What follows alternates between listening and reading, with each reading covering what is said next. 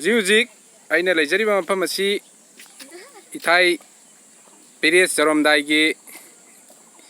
ithai khunjau akhoi toren ahum phangba haira khangnaba punam ching ithai punam ching hek nakan leiba jaga aduni leijari si hoji aino hoji uchariba si Imphal Turen ni hoji Khuga Turel romdagi chelakpa ising si sina Khuga Turel ni Khuga Turen dagi chelakpa ising si hoji akhoi ungamen da Thumjinba natana akhoi dam londa chendarakpa ngamdre aduga Khuga Turen ising si Imphal Turen na thatlaga hoji Khuga Turen ising tapna mokhatpa hore Imphal Turel